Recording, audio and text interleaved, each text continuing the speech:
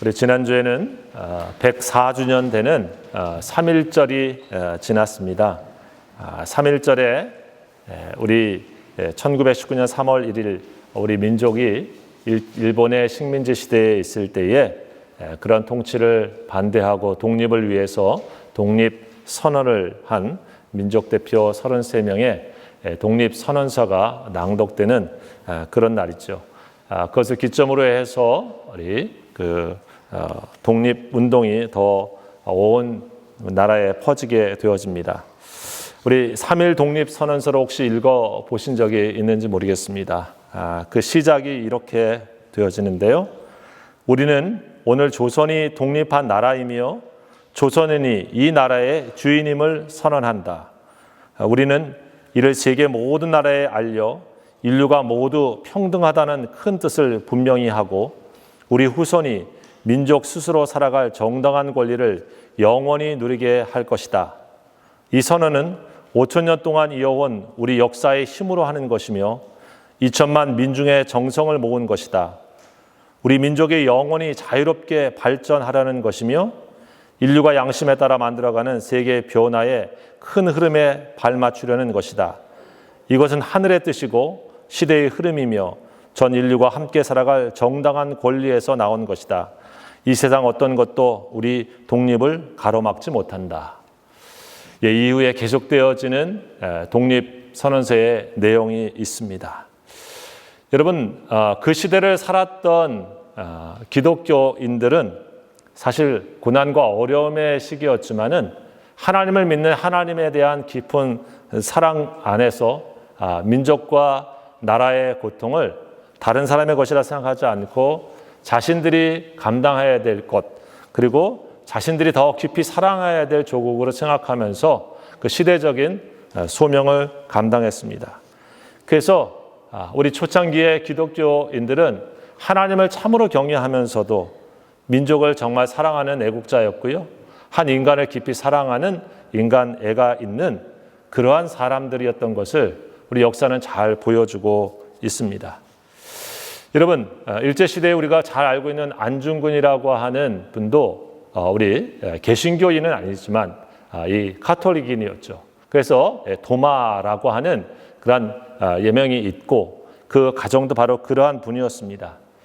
여러분, 안중근 의사가 하얼빈에서 이토 히로부미를 갖다가 암살하게 되어지는데 그것은 12명의 동지와 함께 자신의 손가락 하나를 자르면서 단지회라고 하는 결사들을 만들고 민족을 팔아먹은 이완용을 비롯한 을사오적과 이 이토 히로부미를 죽일 것을 다짐하는 그러한 것 안에서 실행된 것입니다.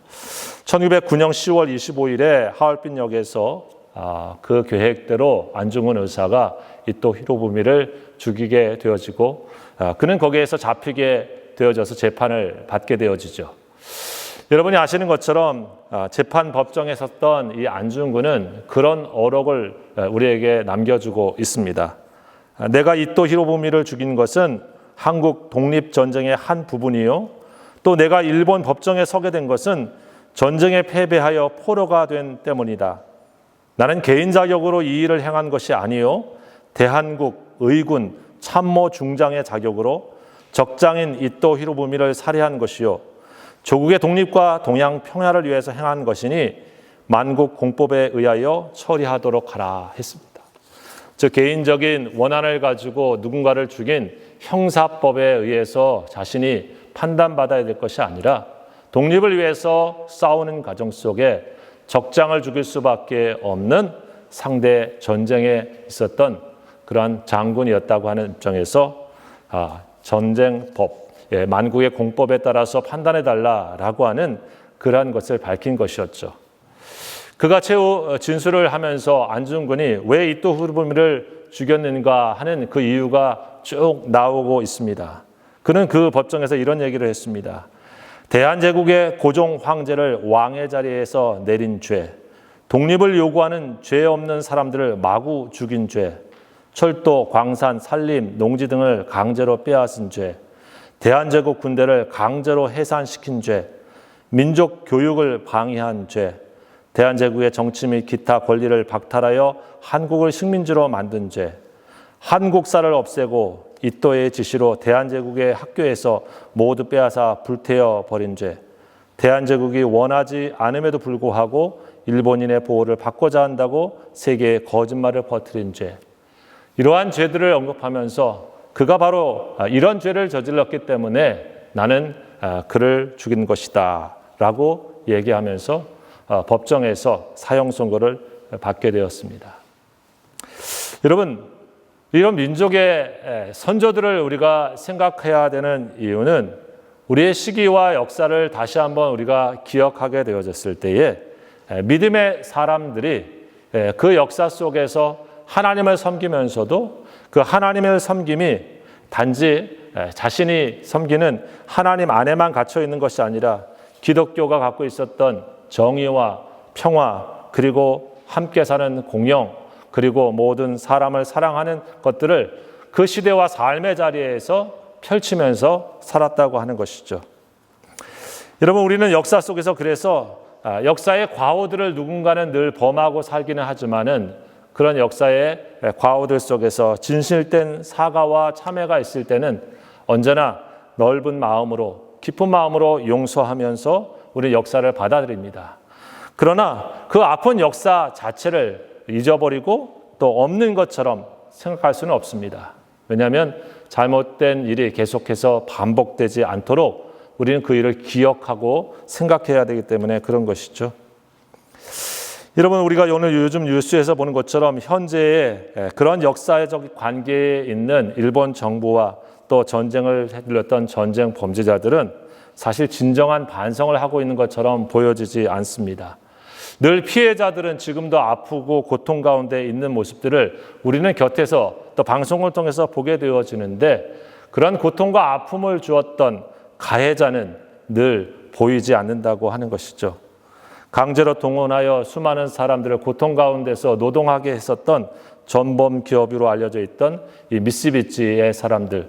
그러나 그 기업은 최근에도 개인적인 배상이나 또 진실된 사과를 전혀 하지 않고 단지 정치인들이 이런 일들을 통해서 미래로 우리가 더 나아가야 된다라고 하는 논리 속에서 사실 피해자들의 아픔은 쉽게 사라지고 있는 것을 보게 되어집니다. 여러분, 역사가 전진하려고 하면 어떻게 해야 되겠습니까? 그것은 미래로 나아가는 것이죠. 그런데 그 미래에는 바로 진실함에 기초한 모습이 있을 때 미래로 역사가 더 세워지고 번영되어 갈 수 있다고 하는 것을 우리는 잘 알게 되어집니다. 우리가 이것을 기억하는 이유는 무엇입니까? 사실 성경은 바로 그런 역사를 기록하고 있는 책이 있다고 하는 것이죠. 우리가 오늘 이 에스라서를 공부하는 것도 이스라엘 사람들에게는 역사가 있었고 그 역사를 어떻게 그들은 기억하고 있으면서 그 역사 속에서 하나님과 관계를 어떤 모습으로 맺어가고 있는가라고 하는 것을 우리가 다시 묵상해보고 배우는 것이었습니다. 여러분, 이스라엘 백성은 사실 강한 민족이 아닙니다. 우리가 아는 것처럼 다윗과 솔로몬 시대의 부국처럼 보여지지만 사실 더 깊이 보게 되어지면 우리가 전에 아는 것처럼 이스라엘 주변의 나라들은 이스라엘보다 훨씬 강했습니다. 남쪽으로 이집트가 훨씬 큰 제국이었고요. 북쪽으로 보게 되어지면 아수르라고 하는 제국이 더 큰 제국이었습니다. 또 그 다음에 이어지는 바벨론은 더 큰 제국이었고요. 그리고 우리가 본 것처럼 페르시아와 헬라라고 하는 그런 제국들이 언제든지 이스라엘보다 더 큰 나라로 주변에 존재하고 있습니다. 여러분, 그런데 이스라엘 백성들은 그런 역사의 가운데서 자신들을 어떻게 생각했을까? 우리는 어떤 존재인가? 우리는 무엇인가? 우리는 누구인가? 이런 생각을 했을 때에 여러분, 저들은 역사를 바라보는 관점이 있었죠. 그 관점이 무엇이었냐면 이 세상의 역사는 하나님이 주관하고 있다라고 하는 하나님의 주권 사관입니다. 포인트 뷰가 하나님이 이 세상을 다스리고 있다고는 주권 사관이에요. 그것을 다른 말로 말하면 하나님의 섭리 사관이라고 표현하기도 합니다.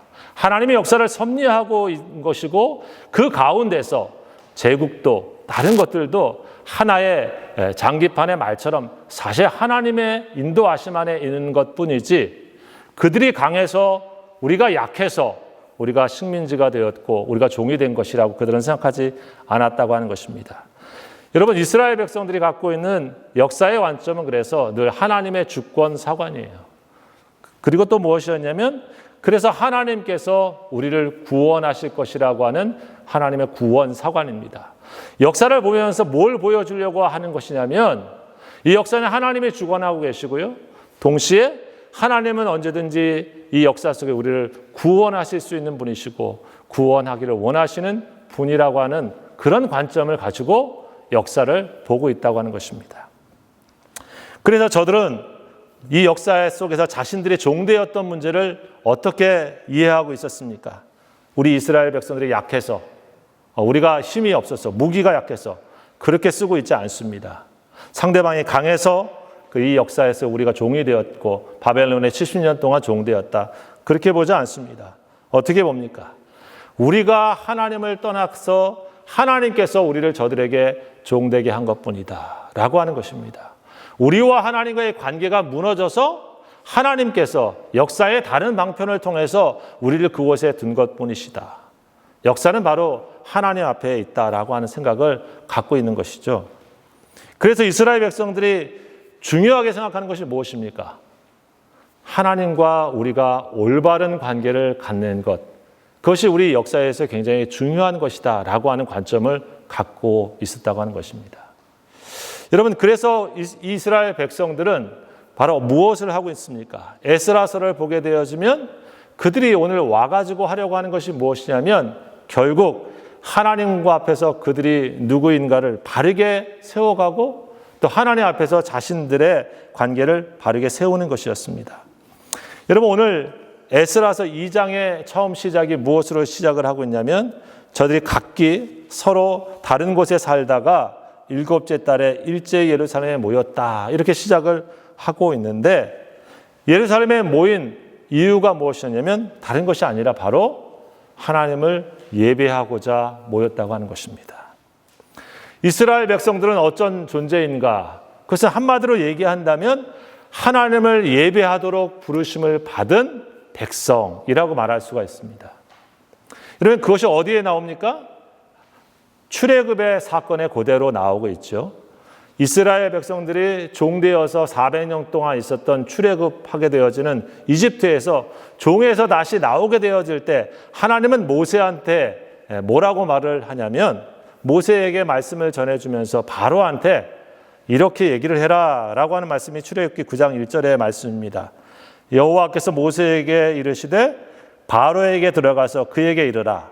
히브리 사람 하나님 여호와께서 말씀하시기를 내 백성을 보내라.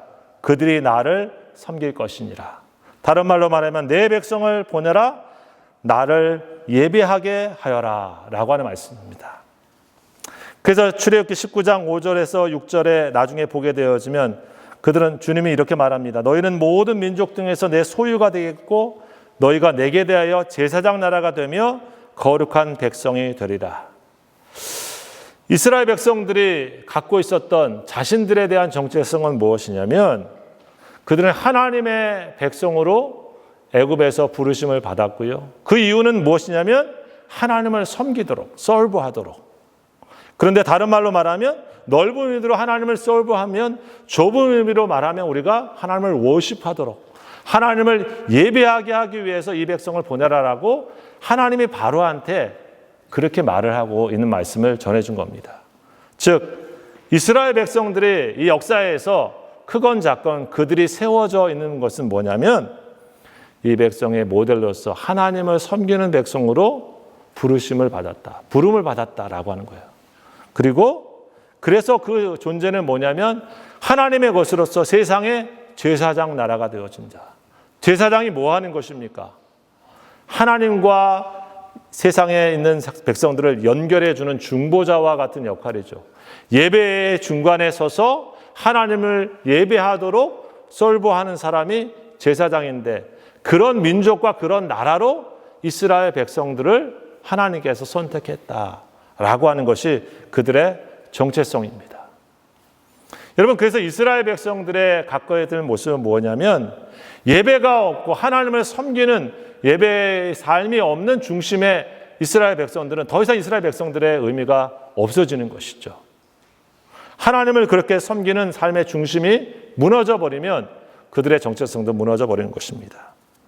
여러분, 그래서 오늘 그 3장에 에스라가 처음 와가지고 지금 이스라엘 백성들이 와가지고 하는 것이 무엇이냐면 바로 예배를 회복하는 것이었어요.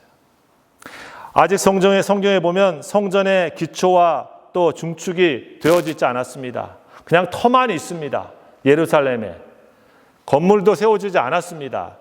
하지만 거기에 제일 먼저 한 것이 무엇입니까? 아직 그것이 세워지지 않았지만 그곳에서 그들이 하나님의 제단을 만들고 거기에서 하나님께 오늘 예배한 것, 그들이 예배의 자로 회복되어지는 것, 그것이 오늘 그들의 역사에서 하나님과의 관계를 회복하는 중요한 키였다고 하는 사실이에요. 여러분, 이스라엘 백성들뿐만 아니라 오늘 하나님의 백성인 저와 여러분도 마찬가지라고 있습니다. 우리가 세상 사람들과 구별되어지는 하나의 정체성이 있다고 하면 무엇입니까? 그것은 하나님을 예배할 줄 아는 그런 사람이라는 것입니다. 하나님을 섬기는 사람으로 세상을 살고 있다고 하는 그 이유입니다. 우리가 그들과 어떤 특별한 어떤 능력이나 어떤 차이나 어떤 부의 문제에서 그들보다 나았다, 적었다, 이런 문제는 다 지엽적인 것인데 근본적인 우리의 정체성은 뭐냐면 그들은 하나님을 섬기는 사람이야. 그들은 하나님을 예배하는 사람이야. 라고 하는 것이 크리스찬의 정체성이에요. 세상의 사람들은 다른 신을 예배하거나 다른 것들을 섬기면서 일생을 살아가지만 믿음의 사람들은 그 삶의 중심에 하나님을 예배하는 사람으로 부름을 받았고 하나님을 섬기는 사람으로 이 세상 속에 부르심을 받았다고 하는 것이 근본적인 차이라고 하는 것입니다. 여러분, 그래서 예배하는 삶이 없는 그리스도인은 한마디로 죽은 그리스도인이 될 수 있고요. 더 이상 맛을 내지 못하는 소금과 같은 존재와도 같은 것입니다. 여러분, 그런 의미에서 이스라엘 백성들이 오늘 성전을 지으려고 하는 목적도 무엇입니까? 바로 그렇게 하나님을 온전히 예배하는 건물과 형태를 가지고 그렇게 하나님을 섬기고자 해서 이 예루살렘에 지금 성전을 지으려고 하는 것 아니겠습니까? 여러분, 오늘 그런 가운데 그들은 예배를 회복하는 그러한 삶의 모습들을 오늘 우리들에게 보여주고 있습니까? 구체적으로 어떻게 그들은 더 예배의 삶을 회복하고 있습니까? 첫 번째로는 공동체가 한 마음으로 예배한 모습을 통해서 예배자의 모습을 회복하고 있습니다. 오늘 말씀 1절이 그런 것이죠. 이스라엘 자손이 각자의 성읍에 살았더니 일곱째 달에 이르러 일제히 예루살렘에 모였다. 그들 각자는 각자의 성읍에 살았습니다. 삶의 자리가 서로 달랐습니다. 그런데요, 오늘 성경에 보면 일곱째 달에 저들이 일제히 예루살렘에 모였습니다. 그 이유는 다른 것이 아니라 예배하기 위해서 한 곳에 같이 모였다고 하는 것입니다. 이들이 일곱째 달에 모인 이유는 무엇이냐면 지금으로 말하면 7월 달이죠. 7월 달에 모인 이유는 이스라엘 달력 7월은 참 중요한 달입니다. 왜냐하면 7월 1일이 그들에게 있어서 우리에게 신년, 뉴이어와 같은 달이기 때문에 그래요. 여러분, 성경에서 보면 7월 1일이 나팔을 봅니다. 그래서 나팔절이에요. 하나님 우리에게 새해를 허락하셨구나 하고 7월 1일이 다 나팔을 불면서 안식하는 그런 7월 1일이 나팔절이에요. 또 7월 달에 중요한 것이 뭐가 있냐면 7월 11일이 대속죄일입니다. 우리 성경에서 우리 전에 구약으로 보면 제사장이 1년에 한 번 지성소에 들어가서 온 이스라엘 백성들의 죄와 물들을 갖다가 다 속죄하기 위해서 하는 대속죄일, 그리고 금식하고 지금은 이제 그렇게 성전이 없고 아직 대제사장이 잘 세워져 있지 않았을 테니까 그것을 지금 이 본문에서는 하지 못했을 것 같습니다. 근데 거기에 끝나지 않고 이 7월 달에 또 뭐가 있냐면 바로 7월 15일, 1월 달이죠. 우리로 보면은 그 7월 15일에 바로 초막절을 지키는 절기가 오늘 성경에 나와 있어요. 그래서 굉장히 중요한 달과도 같은 것이 이 7월입니다. 마치 우리 일주일의 안식일처럼, 그렇죠? 그런 것처럼 모든 달에 중요한 의미가 있는 이 7월인데요. 여기에 오늘 그들이 모였습니다. 오늘 성경은 이렇게 표현하죠. 특별히 일제히 모였다 합니다. 각자 잘 살고 있는데 거기에 이 7월에 대해서 일제히라고 하는 말이 나와 있는데요. 그것은 원어적으로 보면 한 사람처럼이란 뜻입니다. 한 사람처럼 저들이 다 그냥 각기 지내다가도 한 사람처럼 모였다. 더 깊은 의미로 말하면 한 사람처럼 한 마음으로 그들의 공동체가 예배하기 위해서 하나님 앞에 모여 있다라고 하는 뜻입니다. 이스라엘의 하나님의 제단을 만들고 모세의 율법에 기록한 대로 예배하기 위해서 저들이 삶의 처소가 다 다르지만 같은 시간에 또 같은 장소에 그리고 같은 마음을 가지고 모인 이유가 뭐냐면 예배하기 위해서. 여러분, 그래서 우리가 한 곳에 모여서 이렇게 예배하는 것, 또 이렇게 날을 정해서 하나님 앞에 예배하는 것은 우리 공동체가 하나님 앞에 예배자로 서게 하는 데 있어서 중요한 역할을 합니다. 시간과 공간 또 건강적인 여러 상황 때문에 같은 자리에 참여하지 못하는 사람들이 많이 있을 수 있습니다. 하지만 성경은 우리가 함께 모여서 하나님을 같은 마음을 가지고 예배하는 것을 언제든지 축복하며 그것이 예배 가운데 우리에게 주시는 하나님의 깊은 은총이 있음을 말씀해주고 있는 것이죠. 그런 히브리서 10장 25절에 모이기를 패하는 어떤 사람들의 습관과 같이 하지 말고 오직 권하여 그날이 가까움을 볼수록 더욱 그리하자. 주님을 예배하기 위해서 모이는 일이 여러분 갈수록 어려워진다고 하는 것이 성경의 말씀이지 갈수록 쉬워진다. 그렇게 말씀하고 있지 않습니다. 그런데 주님을 예배하기 위해서 모이는 것을 패하는 것을 마치 습관과 같이 하는 사람들이 생겨날 수 있다라고 말해주고 있습니다.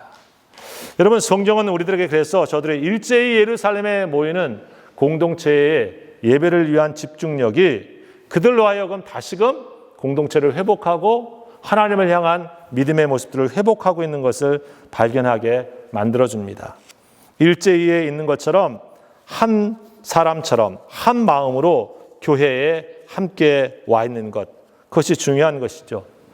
여러분, 예배를 드릴 때도 마찬가지입니다. 우리가 예배를 준비하면서 가져야 될 마음 중에 하나는 우리가 한 마음으로 한 사람처럼 이 시간 하나님 앞에 우리 자신이 나아갈 수 있도록 준비하고 기도하는 것입니다. 사실 우리 예배 드리러 오기 전에 우리는 사실 저마다 다른 환경 속에서 다른 고민 속에서 다른 일들에 신경 쓰다가 또 다른 여건 속에서 오게 되어집니다. 여러분, 그런 가운데서 우리가 하나님을 예배하게 되어질 때에 우리가 가져야 될 마음은 내 마음이 지금 하나님을 온전히 향할 수 있도록, 그리고 우리 모든 지체들이 주님의 몸이 되어서 한 가지처럼 한 뜻으로 하나님께 예배할 수 있도록 우리 자신이 준비하고 기도하는 것이 필요한 것이죠. 우리가 한 마음으로 한 뜻이 되는 데 있어서 빌립보서 2장 5절에는 너희 안에 이 마음을 품으라 곧 그리스도 예수의 마음이니 라고 하는 말씀을 했습니다. 내 마음이 아니라 내 안에 예수님의 마음이 나를 주장해 주시도록, 그렇게 내가 오늘 이렇게 같이 예배하도록, 그래서 공동체 전체가 하나가 되어 주님 앞에 예배가 드려지도록 우리 자신이 기도하는 것이죠. 우리가 와서 교회 와서 봉사할 때도 마찬가지 아닙니까? 예수님의 마음을 가지고 한 마음을 가지고 봉사하는 그 마음이 주님 앞에 드려지는 아름다운 사역과 아름다운 예물이 되지 않겠습니까? 사랑하는 성도 여러분, 우리 한 마음 한 뜻으로 우리 성도들이 모이는 것, 공동체가 함께 같이 예배하는 것, 그것을 하나님께서 오늘 축복하신다고 하는 것을 기억하실 수 있길 바라고요. 그런 마음으로 하나님께 예배할 때 은혜와 회복의 역사가 있게 될 줄 믿으시기 바랍니다. 여러분, 두 번째, 오늘 예배의 회복을 위해서 어떻게 그들은 또 합니까? 바로 온전한 헌신으로 하나님께 예배를 드리고 있습니다. 여러분, 예배의 중심은 우리 자신을 하나님께 드리는 시간입니다.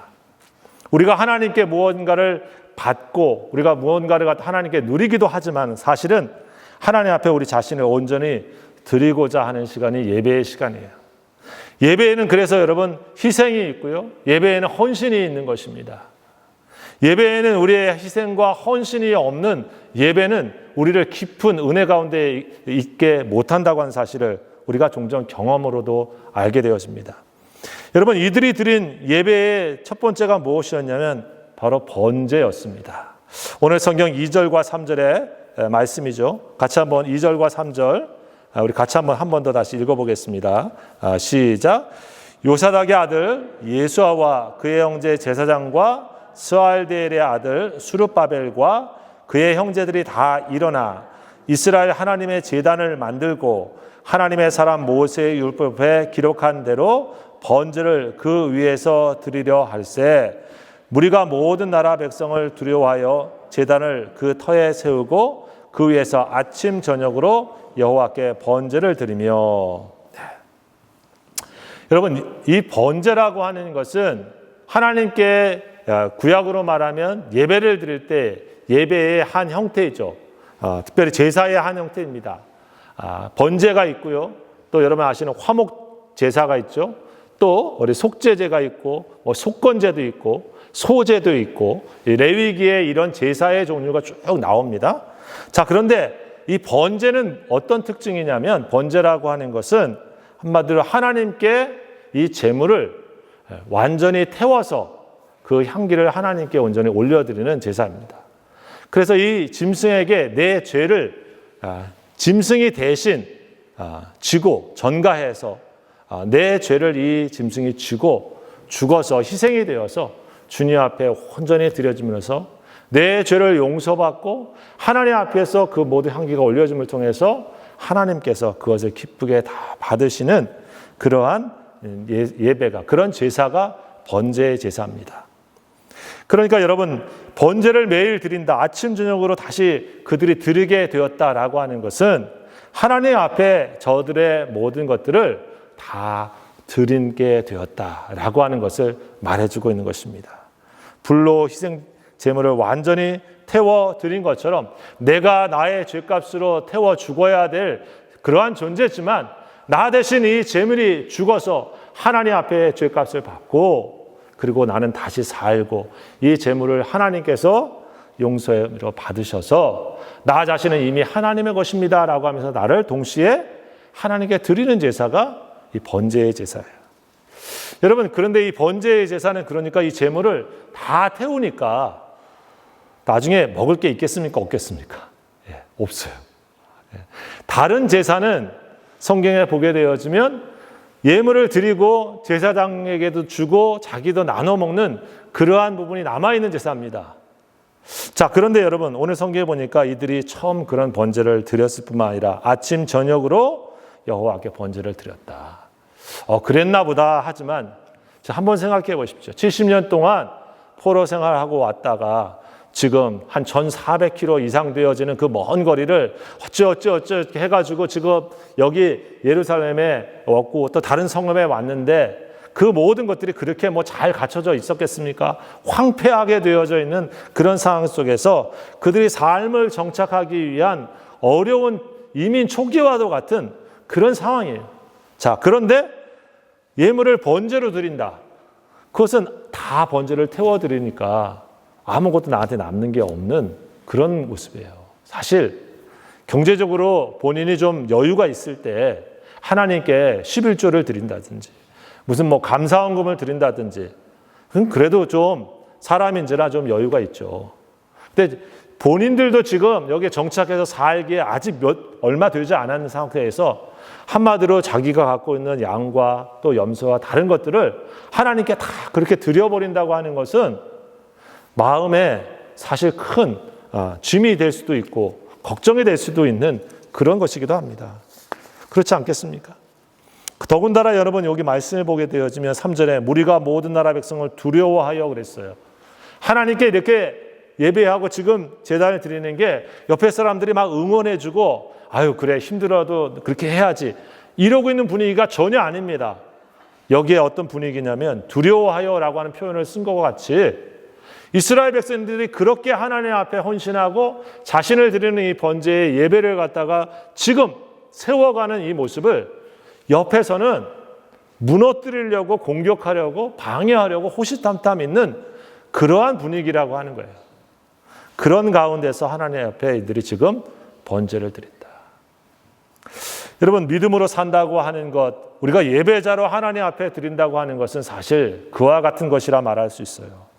우리가 하나님을 위해서 말씀대로 살고 하나님께 우리의 자신을 드리면서 이 세상 속에서 마치 번제를 매일 아침과 저녁에 드리는 사람처럼 산다고 하는 것은, 물론 세상 사람들이 우리를 응원해주고 격려해주고 하는 그런 때도 있겠지만, 이 세상과는 어떻게 보면 본질적으로 다른 길을 가는 것과도 같습니다.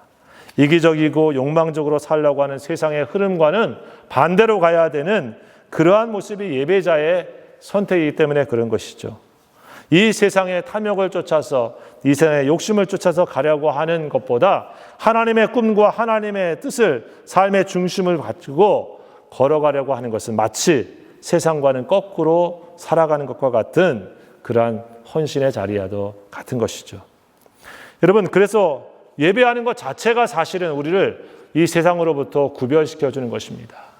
단지 사실은 시간에 우리가 구별해서 이곳에 예배해 와 있기 때문에 구별되어 있다고 하는 의미를 넘어서서 우리는 그렇게 하나님을 사랑하고 그렇게 하나님을 섬기는 사람으로 이 자리에 와 있다라고 하는 의미 속에서 이미 세상부터 우리가 구별되어져 있는 크리스찬으로 서 있는 것입니다. 그래서 예배는 바로 그런 가운데서 하나님을 만나게 되어지고 하나님이 주시는 힘을 공급받아서 이 세상과는 다른 길을 갈 때 세상과 맞설 수 있는 하나님이 주시는 은혜를 공급받으면서 살아가는 것, 그것이 바로 이 번제를 드리면서 드리는 예배자의 모습 속에 있는 것이죠. 이스라엘 백성들은 아침과 저녁에 드리면서 무슨 생각을 했겠습니까? 하나님, 이 제물이 드려지시지 나를 오늘도 하나님께 드립니다. 하나님이 이 제물을 받으신 것처럼 나를 받으셔서 하나님의 소유된 나 자신의 인생이 오늘도 이 땅 위에 펼쳐지기를 원합니다. 바로 그런 기도와 그런 마음을 가지고 예배하고 섬기고 있었던 것이 아니겠습니까? A.W. 토저가 쓴 이것이 예배이다 라고 하는 말에서 그는 이렇게 말했습니다. 나는 당신에게 일주일에 7일을 예배하지 않으면 일주일에 하루도 예배하지 않는 것이라고 말하지 않을 수 없다. 주일 예배 다음에 월요일 예배, 화요일 예배, 수요일 예배가 뒤따르지 않으면 하늘에서는 주일 예배가 인정되지 않는다라고 했습니다. 무슨 얘기겠습니까? 오늘 우리가 이렇게 하나님 앞에 모여 번제를 드리지 하나님께 헌신하는 오늘만으로 끝나는 것이 아니라 바로 우리 삶의 현장인 내일 월요일도 화요일도 그리고 그렇게 한 주간 매일을 살아가는 것이 우리의 삶이 되어졌을 때에 오늘 이 주일 예배는 그렇게 하나님께 주일 예배로서 드려지는 것이다라고 강조한 것이죠. 여러분, 우리가 잘 아는 로마서 12장 1절의 말씀도 바로 그런 것이죠. 그러므로 형제들아, 내가 하나님의 모든 자비하심으로 너희를 구원하노니 너희 몸을 하나님이 기뻐하시는 거룩한 산 제물로 드리라. 이는 너희가 드릴 영적 예배니라. 사랑하는 성도 여러분, 예배를 드리며 우리는 예배자가 되어집니다. 아침과 저녁에 번제를 드리듯 삶 전체를 하나님의 것으로 인정하는 자, 바로 그가 영적 예배자가 되어지고 바로 그 삶 속에 하나님을 섬기는 삶이 회복되어진다고 하는 것을 믿으실 수 있길 바랍니다. 셋째로 여러분, 우리 이스라엘 백성들에게 우리가 예배의 모습 속에 강조되어지고 있는 그들의 모습은 바로 예배를 통해 하나님의 은혜를 기억하고 그 하나님의 은혜를 감사하는 모습이 그들의 예배 가운데 삶을 회복하고 있다고 하는 것입니다. 여러분, 이스라엘 백성들에게 오늘 보여주는 예배의 하나의 절기가 나오는데 바로 그것이 초막절입니다. 이 초막절은 한마디로 하나님께서 그들에게 베풀어 주신 은혜를 기억하고 감사하면서 하나님이 지금 우리를 인도하고 계시다, 하나님이 우리를 보호하고 계시다, 이것을 생각하면서 드리는 절기입니다. 여러분, 오늘 이 7월에 바로 그 초막절이 있다고 얘기를 했습니다. 초막절은 이스라엘의 3대 절기 중에 하나인데 이것은 이스라엘 백성들이 사실은 광야에서 나와가지고 그들이 텐트를 치고 있었던 광야의 삶을 기억하는 그런 시간이죠. 그래서 이 절기에는 집을 나와가지고 밖에다가 텐트를 치고 그곳에 같이 자녀들하고 지냅니다. 아마 그 절기를 보내면서 자녀들에게 그런 얘기를 했겠죠. 왜 우리 집 두고 오늘 이렇게 밖에서 자? 내일도 자네? 어린애가 물어봤을 때, 우리는 이런 이유가 있어. 우리 민족은 하나님께서 우리가 옛날에 엄청 오랫동안 이집트에서 종으로 살았는데, 노예가 됐었는데, 하나님이 우리를 구원해 주셔가지고, 우리가 광야에서 이 가나안 땅에 오기까지 하나님이 우리를 인도해 주셨어. 그래서 우리는 이 텐트에 있으면서 우리는 그런 민족이기 때문에 그때를 잊지 말자고 하나님 앞에서 이 절기를 지키고 있는 거야. 역사의 한 사건을 얘기해 주면서 하나님이 그들을 구원해 준 구원의 은혜를 다시 한번 기억해 주면서 자기뿐만 아니라 자녀들에게 말해주고 가르쳐주는 그러한 시간이 이 초막절의 모습이에요. 이 초막절에도 그래서 오늘 성경에 보면 때에 따라서 계속 번제를 드리고 있는 것을 성경이 보여주고 있습니다. 하나님의 백성이라고 하는 정체성, 그리고 우리는 왜 여기에 있는가라고 하는 것을 이 예배를 통해서 이 절기를 지키면서 그들은 생각하면서 그 깊이 역사 속에 자신들을 향하신 하나님의 은혜를 잃어버리지 않고 기억하면서 계속 당대에 끝나지 않고 계속 후대에게 전해주고 있는 거예요. 우리는 누구인가? 하나님께서 은혜로 구원해 주셔서 살게 된 그러한 민족이야. 우리는 누구인가? 광야와 같은 곳에서도 하나님께서 불기둥과 구름기둥으로 보호해 주셔가지고 우리의 역사의 걸음을 계속 걸어가게 했었던 그런 우리 존재야. 그래서 하나님 앞에 우리는 늘 지금도 하나님이 우리를 인도해 주시고 보호해 주신다고 하는 것을 알아야 돼라고 하면서 기억하는 것, 그것이 예배 가운데, 이 절기 가운데 있는 것이죠. 여러분, 신약에 오게 되어지면 이 초막절은 더 의미가 더 깊어집니다. 여러분, 요한복음에 있는 것처럼 이 초막절에 어떤 일이 일어납니까? 초막절에는 그 당시에 큰 두 가지 행사가 있었습니다. 하나는 뭐냐면 실로암 물가에 가서 물을 길어가지고 그것을 제사장이 앞서게 되어지면 쭉 줄 서가지고 제단까지 가서 그 물을 부으면서 그들은 구원의 우물, 구원의 은총을 노래합니다. 마치 광야에서 물이 없었을 때 하나님께서 반석에 그들이 물을 내어주신 것을 기억하는 것이죠. 물은 무엇입니까? 광야에서 그냥 물이 아니라 생명입니다. 그래서 예수님이 말씀하시죠. 명절 끝날에 서서 외쳐 가로되 누구든지 목마른 자는 내게로 와서 마셔라. 그 예수님께서 이 초막절 마지막에 외치는 말씀입니다. 너희가 광야에서 반석에서 물을 마셨느냐? 그래서 살았느냐? 이제는 나를 마시고 나를 영접해야 너희가 영생의 삶을 살고 있다 라고 하는 것입니다. 너희가 광야에 하나님께서 구름기둥과 불기둥으로 너희를 이끌어 주셨느냐?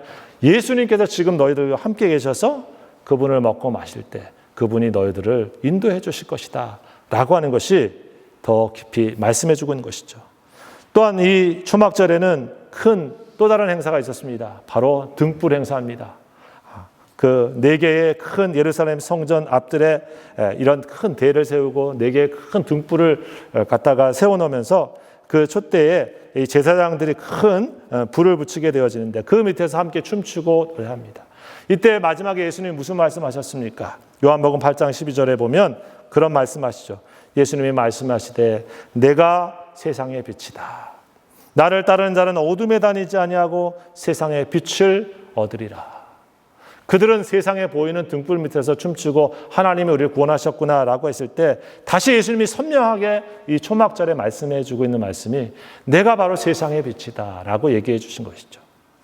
여러분, 초막절을 지키면서 지키는 이 예배는 무슨 의미가 있는 것입니까? 그런 의미에서 예수님, 생명 되신 예수님이 우리가 먹고 마시는 것처럼 내 삶의 생명이 예수님과 깊이 교제하면서 살아가는 존재여야 된다고 하는 것, 그리고 그분을 내 삶에 모실 때만이 내가 세상 속에서 어둠에 다니지 아니하고 빛의 존재로 살 수 있다고 하는 것을 깨닫게 해주신 것입니다. 바로 그러한 예배의 모습이 이 이스라엘 백성들의 초막절을 지키면서 있기를 원하셨던 모습이죠. 여러분, 오늘도 우리 믿음의 사람들이 마찬가지입니다. 우리가 예배를 드리는 것은 이 예배를 통해서 예수님이 생명이라고 하는 것을 깨닫고 예수의 생명을 나의 중심에 모시는 시간이에요.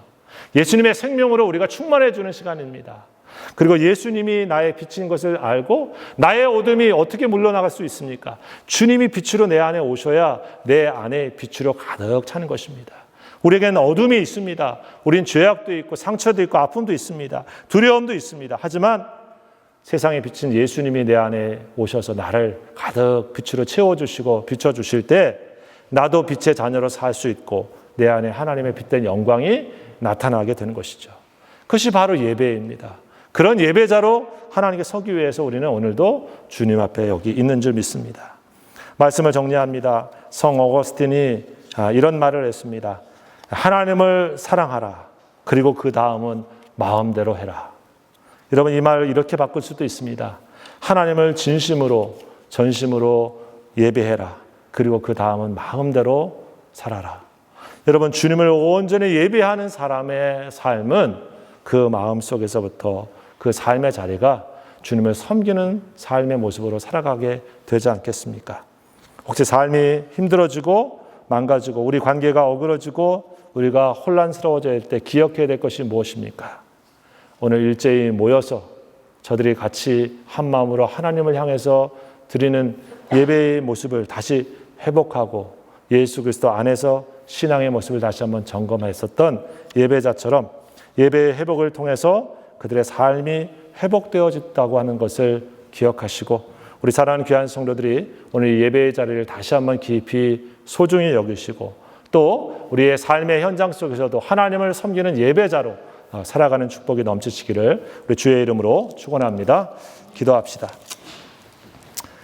아버지 하나님, 이스라엘 백성들이 역사의 많은 일을 겪으면서 다시 한번 그들의 중심에 하나님과 깊이 예배하는 자로 그 백성과 그 나라가 다시 한번 서기를 원하는 모습으로 오늘 다시 이 땅 팔레스타인에 돌아온 것을 발견하게 되어집니다. 하나님 기도합니다.